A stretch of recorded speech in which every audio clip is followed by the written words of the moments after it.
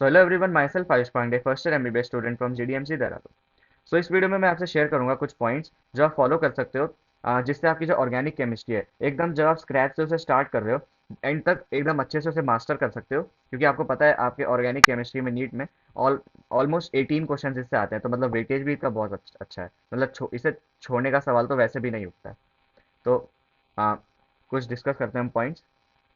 तो सबसे पहले, ये तो आपको पता ही है कि जो ऑर्गेनिक केमिस्ट्री है वो स्टार्ट होती है इनऑर्गेनिक के कंप्लीशन के बाद। जैसे 11th में जैसे ही पी ब्लॉक खत्म होता है जीओसी स्टार्ट हो जाता है। 12th में जैसे ही डीएनएफ ब्लॉक खत्म होता है halo alkane hello arene start हो जाता है। तो इनऑर्गेनिक में क्या है ना, एक हमारी टेंडेंसी बनी जाती है रट्टाफिकेशन की। मतलब इनऑर्गेनिक का कोई भी टॉपिक आया, पता ही है कि उसमें 99% चीज़ें होंगी जिन्हें रट्टा मारना है, कुछ एक आध परसेंट चीज़ें होंगी जिन्हें याद करना होगा, वो भी अगर मुश्किल से हो है तो।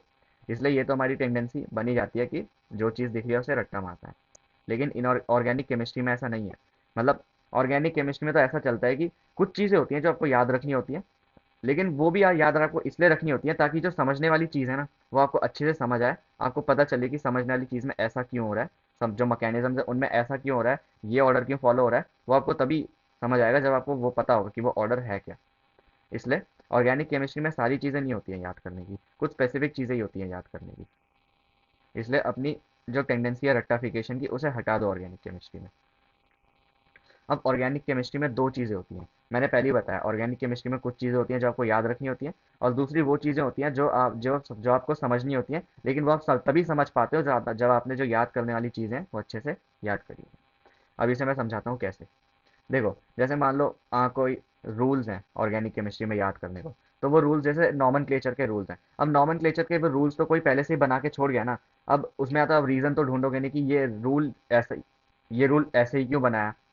वो रूल है तो है। अब वो रूल आपको पहले याद करने पड़ेंगे नॉमनक्लेचर के। अब वो याद करोगे आप, तो आप पहले तो जैसे मान लो आपने पहला रूल पढ़ा कि वो जो सबसे बिगेस्ट चेन होती है वो सिलेक्ट करते हैं। अब आपने उसके बाद उस पर क्वेश्चन कर दिया जिसमें सबसे बिगेस्ट चेन आपने सिलेक्ट किया और वैसी नेमिंग हो गई। दूसरा रूल आपने पढ़ा कि कौन से फंक्शनल ग्रुप को प्रायोरिटी देते हैं। फिर दूसरा आपने उस पर क्वेश्चन कर लिया जिसमें फंक्शनल ग्रुप्स थे, और उसमें आपने एक फंक्शनल ग्रुप को प्रायोरिटी देके उसकी नेमिंग कर ली। फिर उसमें दूसरा क्वेश्चन आया जिसमें फिर तीसरा क्वेश्चन आया, मतलब जिसमें चेन भी आपको सिलेक्ट करनी थी, फिर आपको ये भी देखना था कि फंक्शनल ग्रुप कहाँ है जहाँ से आप काउंटिंग शुरू करोगे। तो वो आप तभी कर पाओगे वो वाला क्वेश्चन जब आपको रूल्स अच्छे से याद होंगे। जब आपको रूल्स अच्छे से याद होंगे तभी आप, सॉरी, वो वाला क्वेश्चन कर पाओगे। दूसरा है ऑर्डर्स का। फॉर एग्जाम्पल, अब ये मैं ऐसे समझाता हूँ, जैसे जीओसी में अगर आपने पढ़ लिया है तो पता होगा, नहीं पढ़ा है तो आएगा ये। जैसे इफेक्ट्स होते हैं जीओसी में, inductive effect, hyper conjugation, resonance और इलेक्ट्रोमेरिक इफेक्ट होते हैं। तो फॉर एग्जाम्पल जैसे इंडक्टिव इफेक्ट है। अब इंडक्टिव इफेक्ट आपने समझ लिया कि जैसे कार्बन कार्बन चेन है और यहाँ पे कोई इलेक्ट्रॉन विड्रॉइंग ग्रुप है, तो इलेक्ट्रॉन डेंसिटी इधर शिफ्ट हो जाती है। ये आपने समझ लिया कि इलेक्ट्रॉन विड्रॉइंग ग्रुप है, उससे भी समझ आ गया विड्रॉइंग है इसका मतलब इलेक्ट्रॉन अपनी तरफ खींचेगा, तो इसलिए इलेक्ट्रॉन डेंसिटी उसकी तरफ होगी, आपको समझ आ गया। अब इंडक्टिव इफेक्ट में ऑर्डर होता है, जैसे प्लस आई ग्रुप में कौन कौन से ग्रुप्स होते हैं, माइनस आई में कौन कौन से ग्रुप्स होते हैं, इनके ऑर्डर होते हैं कि सबसे स्ट्रॉन्गेस्ट माइनस प्लस आई ग्रुप ये है, सबसे वीकेस्ट ये है, सबसे स्ट्रॉन्गेस्ट इलेक्ट्रॉन विड्रॉइंग ये है, सबसे वीकेस्ट इलेक्ट्रॉन विड्रॉइंग ये पर्टिकुलर ग्रुप है। तो वो ऑर्डर तो आपको याद ही करना पड़ेगा। अब जब तक आपने वो ऑर्डर याद नहीं करा होगा तब तक आप मैकेनिज्म नहीं समझ पाओगे। SN1, SN2, एलिमिनेशन रिएक्शंस, इन सब का मैकेनिज्म नहीं समझ पाओगे जब तक आपने वो ऑर्डर याद नहीं किया होगा। और क्वेश्चन भी कभी कभी ऐसे आ जाते हैं, मतलब वो आपको कार्बन चेन दे देगा, ऐसे ग्रुप दे देगा, चार कार्बन चेन दे देगा और पूछेगा कि किसमें इलेक्ट्रॉन विड्रॉइंग कैपेसिटी सबसे ज़्यादा है, वगैरह वगैरह, ऐसे आपको पूछ लेगा। तो वो तो आप तभी कर पाओगे जब आपने ऑर्डर्स अच्छे से याद किए होंगे।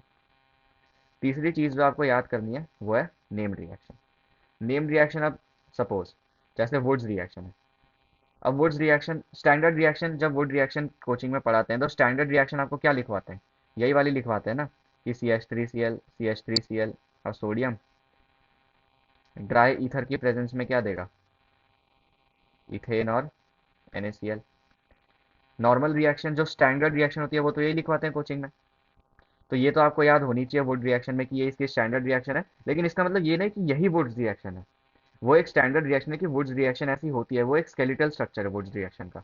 अब अगर आपको वुड्स रिएक्शन का कोई MCQ देना होगा, वो तो आपको ऐसे भी पूछ लेगा ना, मान लो ऐसे दे दिया प्लस सोडियम, ऐसे दे दिया, तो ये भी तो उसी का टाइप है। इसमें कुछ अलग थोड़ी हुआ है, बस वो क्लोरीन ही तो हटाने और वो जोड़ने हैं। है तो वो एक टाइप से वुड्स रिएक्शन ही, हालांकि इसका नाम कुछ और होता है, लेकिन बेसिक कॉन्सेप्ट तो वुड्स रिएक्शन का ही है। तो इसलिए आपको बस वो स्टैंडर्ड रिएक्शन याद करनी है, लेकिन ये एक मन में कॉन्सेप्ट ही बनाना है कि वही वुड्स रिएक्शन है, क्वेश्चन आएगा तो वही आएगा, CH3Cl CH3Cl। इसलिए वो आपको अच्छे से आगे जाके जब क्वेश्चन करोगे तो समझना पड़ेगा कि ये भी वुड्स रिएक्शन है, ये भी वुड्स रिएक्शन है। ओके। तीस अगली जो चीज़ें आपको याद करनी होती हैं वो होते हैं रिएजेंट्स और उनके फंक्शन। अच्छा, एक चीज़ मैं बता दूं, जैसे ऑर्गेनिक केमिस्ट्री में अगर 18 क्वेश्चन आ रहे हैं ना, तो 12 क्वेश्चन तो ऐसे आएंगे, आपको सबस्ट्रेट देगा, रिएजेंट देगा और प्रोडक्ट पूछ लेगा।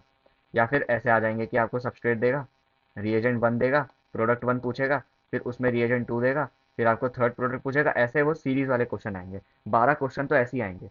और इनको करोगे कैसे? इनको करने का एक ही तो तरीका है। भले ही आपको उसका मैकेनिज्म नहीं पता, कुछ नहीं पता, लेकिन बस अगर आपको ये पता है कि रिएजेंट क्या काम कर रहा है, तो आप वो क्वेश्चन कर ले जाओगे। इसलिए ऑर्गेनिक केमिस्ट्री में सबसे मेन चीज़ होती है रिएजेंट्स और उनके फंक्शन याद रखने हैं। कौन सा रिएजेंट ऑक्सीडाइजिंग है, कौन सा रिड्यूसिंग है, कौन सा माइल्ड ऑक्सीडाइजिंग है, कौन सा माइल्ड रिड्यूसिंग है, ये सब आपको अच्छे से याद रखना है। और उनके एक्सेप्शंस भी, कि ये वाला कंपाउंड इस रिएजेंट के साथ ये पर्टिकुलर रिएक्शन नहीं देता, वगैरह वगैरह। तो ये आपको याद रखना पड़ेगा कि कौन से रिएजेंट का कौन सा फंक्शन है। ओके। अब ये मैंने एग्जांपल आपको बता दिया नॉमेनक्लेचर के रूल वाला। हाँ। तो सबसे मेन चीज़ ये तो याद रख ही लेना कि रिएजेंट और उनके फंक्शन क्या हैं। अब जैसे ऑर्गेनिक केमिस्ट्री में एक चीज़ ये है कि read NCERT from the first day itself.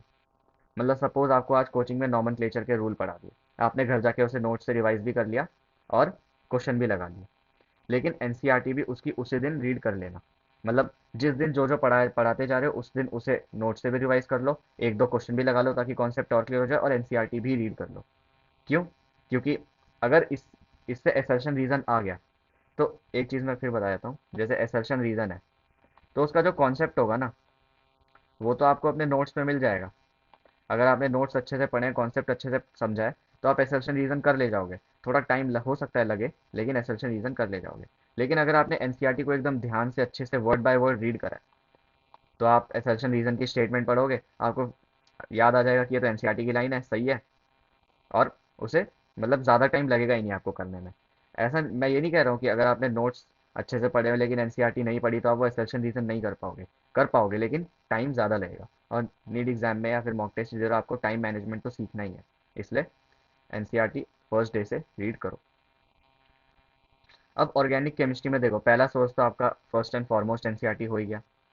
दूसरा सोर्स होता है आपका जो कोचिंग में नोट्स लिखवाते हैं, मतलब एनसीईआरटी से भी ज़्यादा इंपॉर्टेंट है ये। कोचिंग में जो नोट्स लिखवाते हैं वो तो आपको लिखने ही है साथ ही साथ, और उन्हें घर जाके रिवाइज तो करना ही है। लेकिन जो तीसरी चीज़ है वो है आपकी रिएक्शन कॉपी। अब देखो, मान लो अगले दिन मॉक टेस्ट है, आपने चैप्टर ऑर्गेनिक का अच्छे से पढ़ लिया लेकिन रिवाइज करना है, तो पूरा का पूरा चैप्टर नोट्स से तो कर नहीं पाओगे, नोट्स तो होते भी लेंदी ही हैं। तो इसलिए एक रिएक्शन कॉपी ज़रूर बनाओ। उसमें क्या लिखो? सबसे पहली नेम रिएक्शन। नेम रिएक्शन में क्या, जो मैंने बताया, जो स्टैंडर्ड इक्वेशन लिखाते हैं नेम रिएक्शन की, वो लिखो।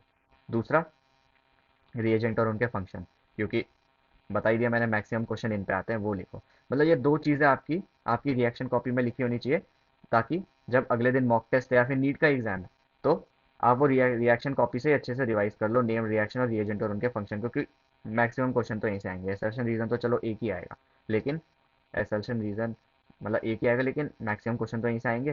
तो इसलिए ये तो अच्छे से रिवाइज कर ही लेना इससे, और तभी कर पाओगे अगर ऑब्वियसली बनाई है तो। अब क्वेश्चन का सोर्स आपका क्या होना चाहिए? क्वेश्चन का सोर्स पहला पीवाईक्यू, मोस्ट इंपॉर्टेंट। पीवाईक्यू करने ही है। मतलब अगर कुछ नहीं कर रहे हो ना ऑर्गेनिक केमिस्ट्री में थ्योरी पढ़ने के अलावा, तो पीवाईक्यू कर लो अच्छे से। मतलब पीवाईक्यू तो नहीं छोड़ सकते, कोई चांस ही नहीं बनता। दूसरा, जैसे मॉड्यूल अगर आप कर रहे हो कोचिंग का, तो आपको पता है उसमें लेवल होते हैं एक्सरसाइजेस के, level one, level two, level three. सिर्फ अगर नीट नीट के लिए बात करें, तो सिर्फ आप लेवल वन भी कर लोगे ना, that will be more than enough. आपकी 95% ऑर्गेनिक केमिस्ट्री लेवल वन से ही हो जाएगी। इसलिए नीट लेवल के लिए सिर्फ लेवल वन करो। अगर आप कोई ओलंपियाड वगैरह है तो उसके लिए तो आपको obviously level two level three जाना पड़ेगा, लेकिन अगर सिर्फ नीट लेवल है तो लेवल वन। उसके बाद एनसीईआरटी बेस्ड एमसीक्यू। अब देखो, जो मैंने बताया कि नेम्ड रिएक्शन पे बेस्ड क्वेश्चन या रिएजेंट और उनके फंक्शन पे बेस्ड क्वेश्चन, उसकी प्रैक्टिस आपकी यहाँ से हो जाएगी। और लेकिन एनसीईआरटी बेस्ड क्वेश्चन जब कर रहे हो तो उसमें अपना मेन फोकस बस रखो एसर्शन रीजन पे, कि यहाँ से मेरी एसर्शन रीजन की प्रैक्टिस हो जाए। तो इन दोनों की प्रैक्टिस तो आपकी हो जाएगी, इन दोनों से, पीवाई की और लेवल वन से। एसर्शन रीजन के लिए एनसीईआरटी बेस्ड क्वेश्चन यही आता है ऑर्गेनिक केमिस्ट्री में। मतलब क्वेश्चन तो ये आएंगे ना, या तो नेम रिएक्शन पे आ जाएगा, बस वो सबस्ट्रेट चेंज कर देगा, रिएक्शन का टाइप वही रहेगा, रिएजेंट वही रहेगा, या फिर वैसे आएगा कि सबस्ट्रेट दे दिया, रिएजेंट वही दे दिया, पूछ लिया कि क्या बनेगा। तीसरा आ जाएगा असल्शन रीजन। बस अगर आपने ये तीन कर लिए तो आप मतलब 18 में से 17 क्वेश्चन तो कर ही लोगे ऑर्गेनिक केमिस्ट्री में। तो अगर आप ये पॉइंट्स फॉलो करते हो तो मतलब अगर आप स्टार्टिंग से ये पॉइंट्स फॉलो करते हो तो आपकी ऑर्गेनिक केमिस्ट्री और बहुत अच्छी हो जाएगी, स्ट्रांग हो जाएगी। और आपको एक प्लस पॉइंट ये भी मिलेगा कि आपने एनसीईआरटी भी पढ़ी होगी, क्योंकि बहुत सारे बच्चे क्या करते हैं, एनसीईआरटी को नेग्लेक्ट कर देते हैं ऑर्गेनिक केमिस्ट्री में, और लास्ट में जब मॉक टेस्ट में एनसीईआरटी की लाइन से क्वेश्चन आ रहे होते हैं तो फिर वो रिग्रेट करते हैं कि एनसीईआरटी नहीं पढ़ी। तो अगर आपने पहले से ही पढ़ी होगी तो आप एक स्टेप अहेड रहोगे उनसे। इसलिए इसलिए ये पॉइंट्स अच्छे से फॉलो करो और एनसीईआरटी भी रीड करो। तो अगर आप ये पॉइंट्स फॉलो करते हो तो आपकी ऑर्गेनिक स्ट्रांग हो जाएगी। Thank you everyone, stay tuned.